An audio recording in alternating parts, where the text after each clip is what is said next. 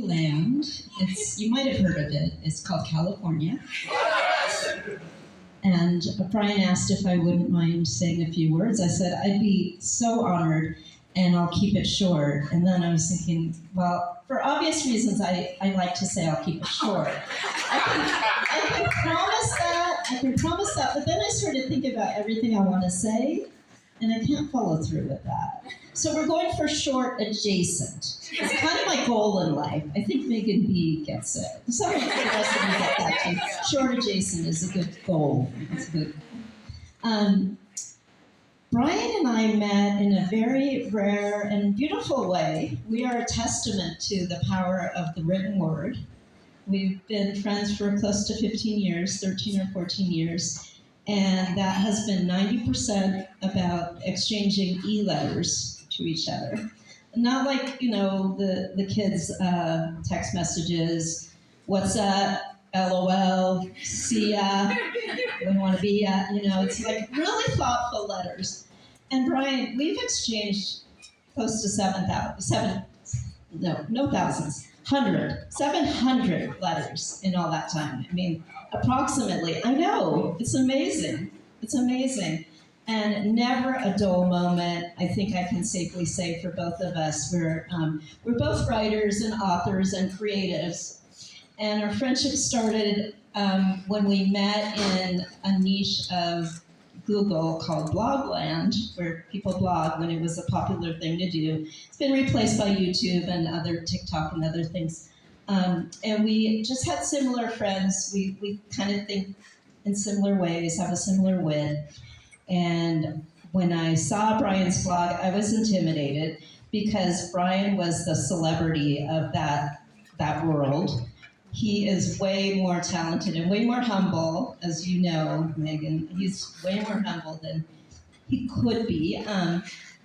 His blog was the most popular by far, outrageously hilarious and artistic and fabulous. And I grew up in LA, so celebrities are snobby. And I remember, Brian, when I first reached out to you, my first correspondence with you, I said something to the effect of, I thought you would be arrogant, but you seem kind of nice.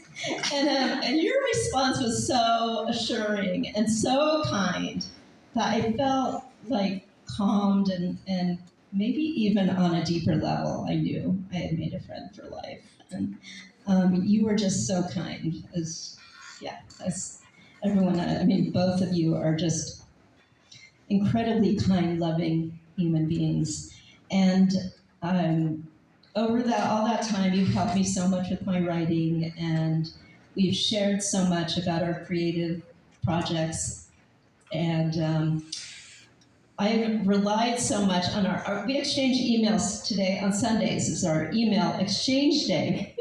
And so last week I said, we could skip the email next week, October 5th, for one obvious reason. One obvious reason.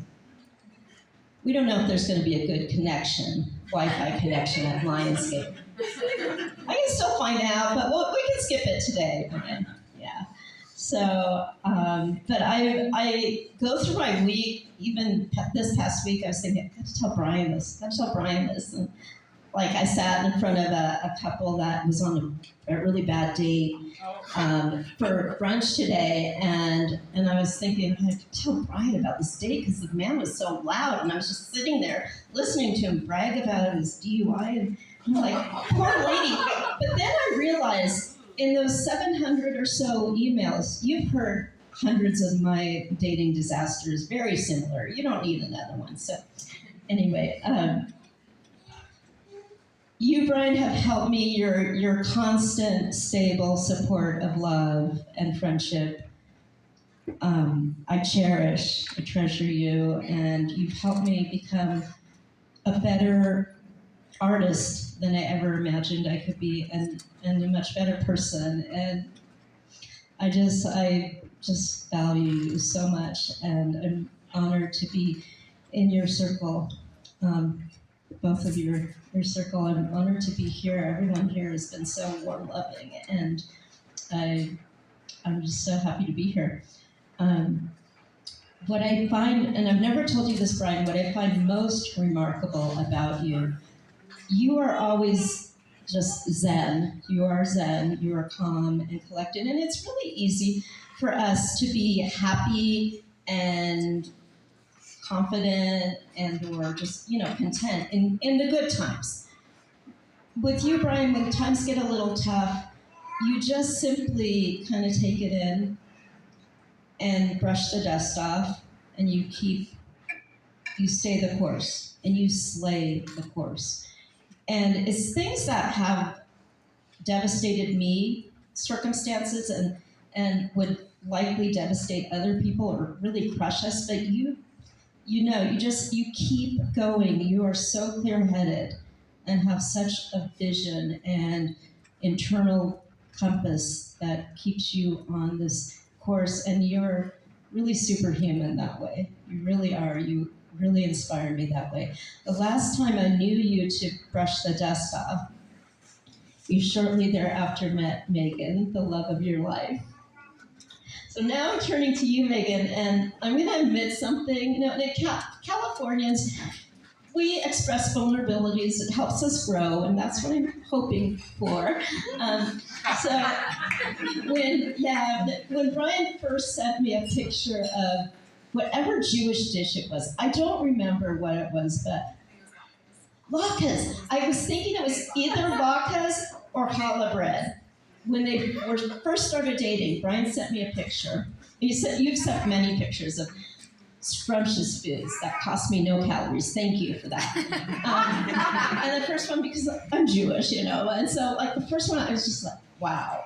I fell in love with you, Megan. I confess, I fell in love with you. I wanted to propose marriage to you. I'm glad I held off. I'm glad. I do have some scruples. I left them in California because they only allow 8 ounces through TSA and kind of pushing it. So I played it safe and left them. But anyway, I was sure. I was sure, as you both were when you first met, hearing about your first meeting from Brian, that this is it, and you are soulmates.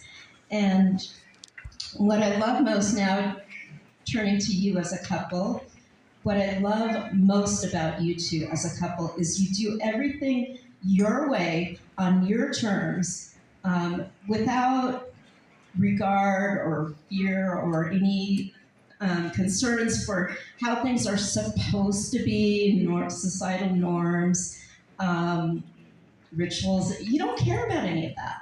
You do it your way, as long as you're together in that.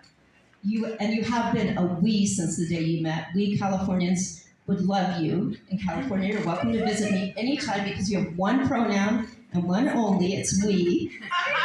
I know, it's great. Yeah, we have 23 each person, each hour of the day. Anyway,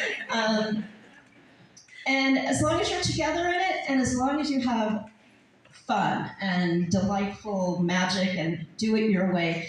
And what other couple in the world, there might be one other, I don't know, but I don't know any others, who would adopt 4 mail-order ducklings from their birth, from the first day they were hatched. I mean, that's an example, and I love it. Neither of you had had ducks before. You don't like birds, apparently, which I didn't know. Yeah, they researched ducklings, and I sent them a playful video of what's called duck imprinting. And that's a phenomenon that happens when ducks are first born. They look to whomever's there, whatever people or even inanimate objects are there, and they assume that thing or those people are their actual parents, and so they follow them around and they walk like them and maybe share their mannerisms and mindset and things like that. It's really hysterical. It's really, I know you both watched it. It's very funny. And then they sent me a video. Brian sent me a video of Blanche, one of their ducklings, newly born, in the bathtub. You had pulled out the plug, and she was not having it. Blanche was mad. She was furious at the water for circling the drain.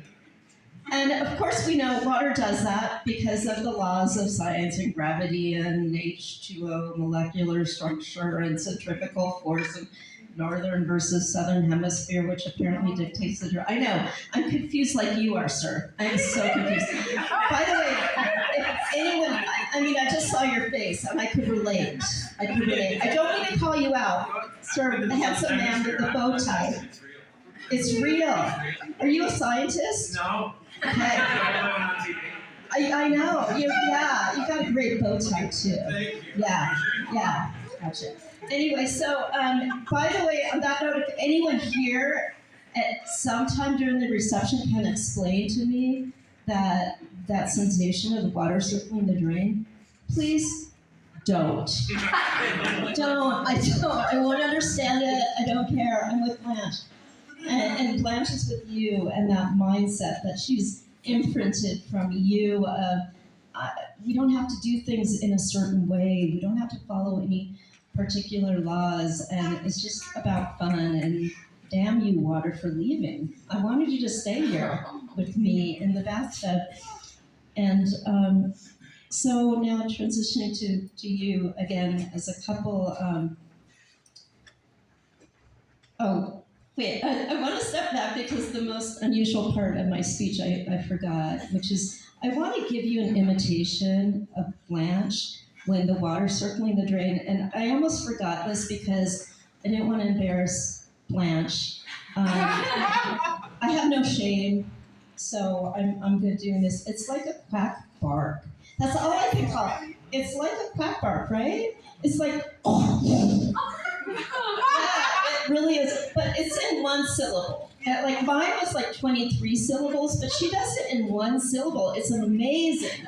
You have to, I don't know, you have to hear her sometime, or just believe me, or maybe, you can share the video. She is so mad at that water. She's like quack barking at it. Now, I've traveled up and down the state of California many, many times. Our ducks do not quack bark.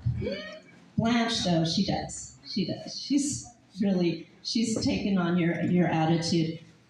And so, and I'm sorry for my quack bark. I only practiced for 3 days straight last week, 6 hours a day. The police showed up at my door in Shaker, California. They said, "Excuse me, ma'am, we have reports of something, we don't have a violation code for it, something like a quack bark, but the duck apparently has severe asthma because it sounds really sick, and I don't know, your neighbors are all complaining." And I said, "Oh, officer, I don't know what you're talking about. That sounds really concerning.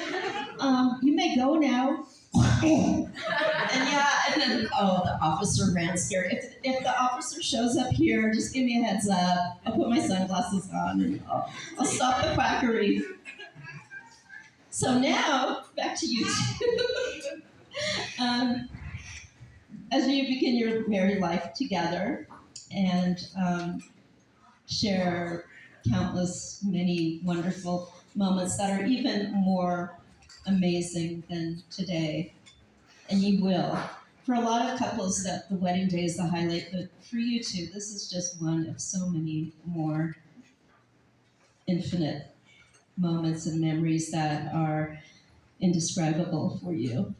I know that for you. And as times may get hard, as they do, please take a moment, brush the dust off, and be able to actually hear Blanche's quack bark and let that inspire you for the next stretch of your adventures. And also know there will always be a woman, a California woman, quack barking too, in a way that might put Blanche to shame, but that's okay. I'll be cheering you on, I'll be quack barking, and I love you both so much. And let's toast to our beautiful couple, Mr. and Mrs. Hayes. Cheers! Congratulations. Cheers! Thank you, Robin. Rachel, Lisa, I see that you want to follow her up, so I totally get that. But Lynn's got to follow her up, so come on up, Dad.